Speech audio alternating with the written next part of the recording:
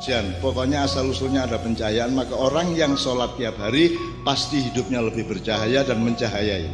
Tuh. Kalau dia tidak percaya dan mencahayai, berarti dia bukan sholat.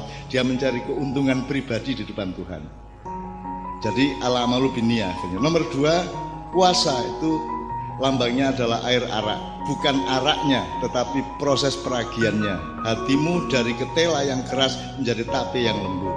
Kalau orang sering berpuasa, orang sering menahan diri, tidak hanya puasa Ramadan, tapi menahan diri, ngerti apa yang harus dia katakan, ngerti apa yang harus dia katakan, jangan sampai dia mengatakan yang seharusnya tidak dikatakan, dan jangan sampai dia tidak mengatakan yang seharusnya dikatakan.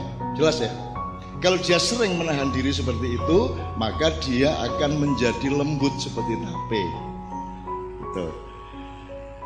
Anda harus tahu Anda ini jenis manusia sholat, berarti Anda harus urusannya sama cahaya. Kalau Anda ini jenis karakternya puasa, berarti urusannya adalah peragian, pelembutan rohani. Kalau Anda urusannya zakat, berarti Anda air susu. Kita susu lagi.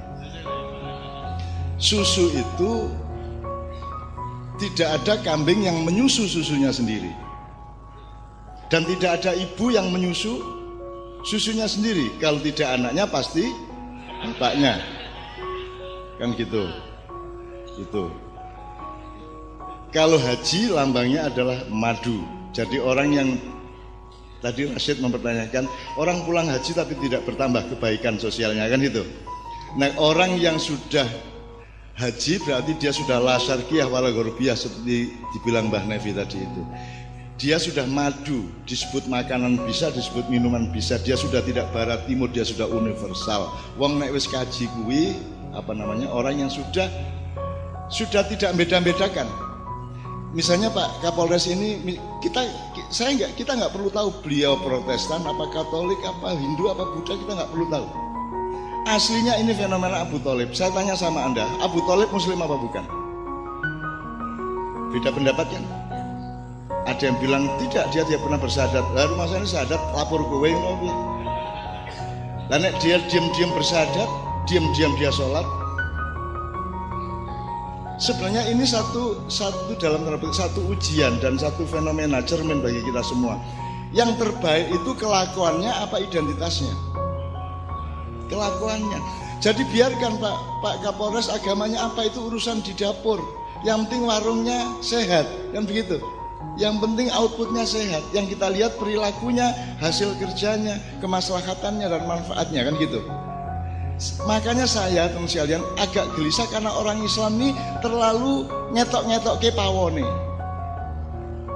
Angger sholat sidik, kupuluan kaji, jenggoten, congklang, pokok nyetok-nyetok ke Islami. Saya ini berpakaian ini, berputih-putih ini, karena saya merasa saya masuk pesantren ngelegake atine anak-anakku. Iki ora mergo agama ora. Gusti Allah ora peduli kowe putih apa ireng apa ora ono masalah, kabeh genane Gusti Allah.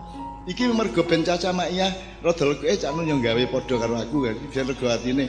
Dadi itu urusan kemesraan budaya dan kemanusiaan, bukan urusan agama. Kalau urusan agama kan kaosan jane ora apa-apa. Makanya saya selalu merubah-rubah kostum saya, Pak Kapolres. Saya tidak pernah mau berpakaian beneran, misalnya aku nggak gamis, mudar po.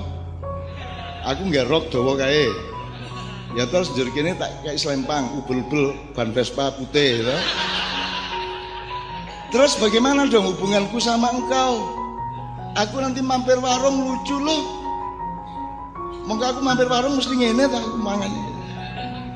Loh, saya berpakaian biasa supaya aku dekat kepadamu anak-anakku semua.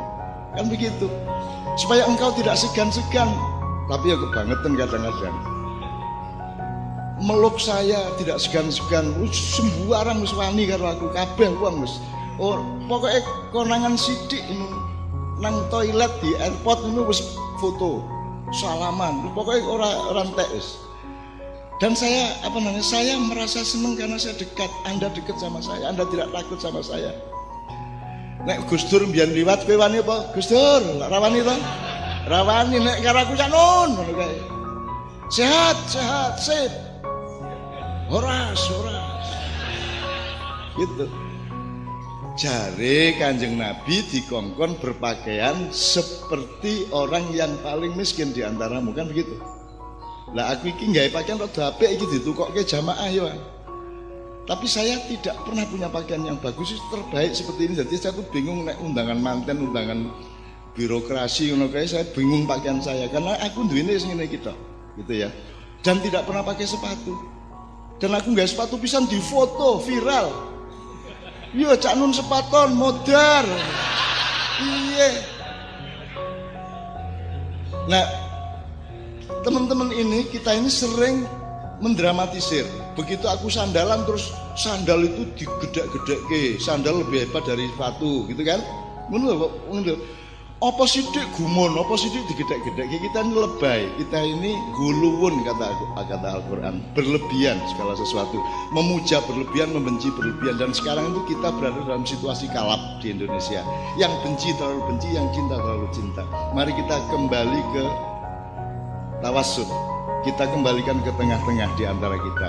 Cinta ya cinta, tapi pada objektivitasnya gitu ya. Jadi hiduplah di Katulistiwa. Jangan terlalu hidup di kutub utara maupun selatan karena tidak bisa kamu berumah di kutub. Yang bisa adalah berumah di sekitar Katulistiwa. Kenapa orang sekarang pikirannya satu kutub selatan, satu kutub utara, akhirnya bertengkar satu sama lain, dan saya tidak pernah mau ke utara maupun ke selatan. Semua saya terima kok. Anies saya terima, musuhnya Anies saya terima, Menteri Agama saya terima, Luhut saya terima, semua saya terima.